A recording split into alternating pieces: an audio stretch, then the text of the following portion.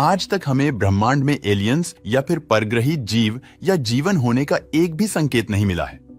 पृथ्वी की चहल पहल को छोड़ दे तो ब्रह्मांड में हर जगह बस एक सन्नाटा ही सन्नाटा दिखाई देता है। तो फिर एक सवाल हमारे सबके मन में होना चाहिए कि आखिर पृथ्वी पर ही जीवन क्यों है? ऐसी तो क्या वजह रही होगी कि पृथ्वी पर जीवन पनप पाया? दोस्तों, हम आज इस वीडियो में बहुत ही इंपॉर्टेंट संभावनाओं की बात करने वाले हैं, जो अगर नहीं होते तो पृथ्वी पर जीवन का कोई नामो निशान नहीं होता। अगर ब्रह्मांड ही ना होता तो पृथ्वी कैसे होती? और इसलिए हम शुरुआत करते हैं। नंबर 1, जिससे हमारे इस ब्रह्मांड का जन्म हुआ, उसके बाद इस यूनिवर्स के 4 फंडामेंटल फोर्स अस्तित्व में आए, जो थे gravitational force, electromagnetic force the, strong force and the weak force, जो आज भी है। इन चारों में से ग्रेविटी पदार्थ को संगठित रखती है। इलेक्ट्रोमैग्नेटिक फोर्स के कारण इलेक्ट्रॉन पार्टिकल के केंद्र के आसपास परिक्रमा करते हैं। स्ट्रांग फोर्स आपस में आकर्षित होने वाले प्रोटॉन को अलग नहीं होने देता, जबकि वीक फोर्स के कारण कुछ किरणोत्सव को मुक्त करके धीरे धीरे खत्म होते हैं। और इन चारों फोर्सेस का महत्व इस ब्रह्मांड के और उसमें जीवन के सर्जन के लिए सूक्ष्म से सूक्ष्म रूप में और बारीक से बारीक मात्रा में इतना परफेक्ट है, जिसकी हम कल्पना भी नहीं कर सकते। और इस परफेक्शन में एक भी पर्सन उच्च नीच की गुंजाइश नहीं है। जी हाँ दोस्तों, और उदाहरण के लिए समझ लो कि अगर हमारे ग्रेविटेशनल फोर्स में एक नंबर की भी कमी होती तो वो एक नंबर का फासला लंबे आंकड़े में इतना परिवर्तन लाता है कि ये गुरुत्वाकर्षण बल्कि इस कमी के कारण इस ब्रह्मांड में तारे और ग्रह बन ही नहीं पाते और इस दृश्य ब्रह्मांड का सर्जन ही नहीं होता। अगर स्ट्रांग फोर्स अगर कम होता तो अणु का निर्माण ना होता, और चुंबकीय फोर्स में अगर छोटी मात्रा में भी उच्च नीच होती तो प्रकाश के बेसिक पार्टिकल यानी कि फोटोन को पैदा होने की ही कोई गुंजाइश नहीं थी। और इस हिसाब से तो ब्रह्मांड अंधकारमय होता, और इन चारों फोर्सेस का परस्पर एक दूसरे के लिए जो बंधन है वह भी कोई अकस्मात तो नहीं लगता है। नंबर 2, इस ब्रह्मांड में कहीं पर जीवन की उपस्थिति के लिए, जीवन को खिलने के लिए गैलेक्सीज में ग्रहों और तारों का स्थान निश्चित जगह पर निश्चित समय में निश्चित मात्रा में होना चाहिए। और अगर ऐसा ना हो तो किसी ग्रह पर जीवन के ख्वाब तो छोड़ दो। उदाहरण के लिए हमारी गैलेक्सी एक डिस्क जैसी दिखाई देती है और हमारी गैलेक्सी का डायमीटर करीब 1 लाख प्रकाश वर्ष है। और इस गैलेक्सी के केंद्र में जो ब्लैक होल है, वहां से नापा जाए तो हमारा सूरज अपनी पृथ्वी और सभी ग्रहों को लेकर गैलेक्सी के केंद्र से करीब 27,000 प्रकाश वर्ष दूर से उसकी परिक्रमा कर रहा है। और हमारे सौर मंडल का हमारी गैलेक्सी में जो एग्जैक्ट लोकेशन है, इस वजह से सृष्टि को पनपने के लिए सबसे आदर्श है। और मान लो कि हमारा सौर मंडल हमारी गैलेक्सी के केंद्र से थोड़ा सा ज्यादा करीब या फिर थोड़ा सा ज्यादा दूर होता तो क्या होता?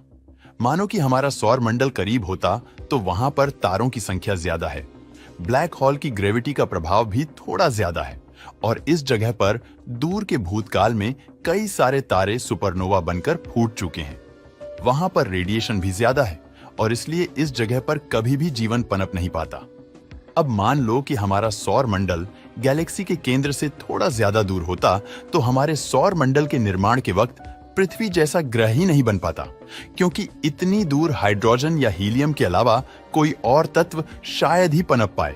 और ग्रह का प्रॉपर निर्माण होने के लिए उसकी रचना के लिए ऑक्सीजन, लोहा, सिलिकॉन, मैग्नीशियम, निकल, कैल्शियम, टाइटेनियम और कोबाल्ट जैसे तत्व भी होने चाहिए। और आकाश गंगा के केंद्र से बहुत दूर ऐसे तत्व ही नहीं है। हमारे सूरज में करीब 72 टाइप के तत्व हैं, और इन कणों के माध्यम से ही पृथ्वी सहित अन्य ग्रहों का निर्माण हुआ है। और हमारा इंसानी शरीर भी इन्हीं तत्वों से बना है। शॉर्ट में कहूं तो हम स्टार डस्ट हैं, और इसलिए पृथ्वी जैसे अन्य ग्रहों को हमारी गैलेक्सी में ढूंढ रहे हैं। उसमें ऐसे लोकेशन बहुत कम हैं जहां पर किसी सौर मंडल जैसे तारे और ग्रहों की उपस्थिति हो, और वहां पर भी ऐसी सभी संभावनाओं तो नहीं ही बन पाती जहां पर जीवन का निर्माण हो। संभावना नंबर 3, किसी भी ग्रह के गर्भ में उसके टेक्टोनिक प्लेट्स के भीतर जो हलचल मची रहती है, वो भी जीवन की सुरक्षा के लिए अनिवार्य है। क्योंकि ग्रह के गर्भ में जो लावा है, उसके आंतरिक प्रवाह विद्युतीकरण के रूप में बहते हैं, और यही करंट माइकल फेराडे के सिद्धांत के अनुसार ग्रह के चुंबकीय क्षेत्र की रचना करता है। और यह क्षेत्र उस ग्रह से आने वाले हानिकारक विकिरणों को इस ग्रह से दूर रखता है, बचाता है। ये विद्युतीकरण एक क्षेत्र ही है जो सूरज के हानिकारक किरणों को ग्रह के सतह पर नहीं पहुंचने देता। हमारे पड़ोसी ग्रह मंगल का ही उदाहरण ले तो उसका केंद्र ठंडा पड़ के नक्कर बन चुका है, जिस वजह से आज मंगल पर चुंबकीय क्षेत्र नहीं है और इसलिए सूरज के विकिरणों का मार हमेशा मंगल पर पड़ता रहता है और इस हिसाब से वहां पर वातावरण भी नहीं बन पाता। नंबर 4, हमारे सूर्य के आसपास जो पृथ्वी का ऑर्बिट है वो गोलाकार है और सूर्य से हमारी पृथ्वी के मैक्सिमम और मिनिमम अंतर के बीच सिर्फ 3% से ज्यादा फर्क नहीं है, जिस वजह से सूर्य से हमें मिलने वाली ऊर्जा हमें पर्याप्त मात्रा में पूरे साल मिलती रहती है। इस कारण पृथ्वी के एवरेज टेम्परेचर में कोई बहुत बड़ा फर्क नहीं पड़ता है। इसीलिए पृथ्वी पर जल, वायु और जमीन सहित करीब करीब हर जगह में, हर प्रदेश में जीवन धड़कता रहता है और यह संभावना ब्रह्मांड में ज्यादातर ग्रहों के लिए डिस्क्वालिफाइड हो जाती है। संभावना नंबर 5, किसी ग्रह पर जीवन के निर्माण के लिए और एक इंपॉर्टेंट ये है कि उस ग्रह की दूरी और अपने अक्ष पर थोड़ी झुकी हुई होनी चाहिए, क्योंकि मौसम परिवर्तन के लिए ये झुकाव बहुत जरूरी है। हमारी पृथ्वी ईशान की ओर करीब 23 डिग्री झुकी हुई है, जिस वजह से पृथ्वी पर मौसम क्रिएट होते हैं और यहां पर जीवन पनप सका है। मानो कि अगर किसी ग्रह पर यह झुकाव ना हो तो उस ग्रह के तारे की ओर जो उसका एरिया ट्रिगर्ड होगा, वहां पर पानी बाष्पीभवन बनकर उड़ जाएगा और दूसरी ओर हमेशा बर्फ ही रहेंगी। इसलिए अगर ये झुकाव नहीं होता है तो किसी ग्रह पर जीवन होना संभव नहीं है। नंबर 6, चंद्रमा।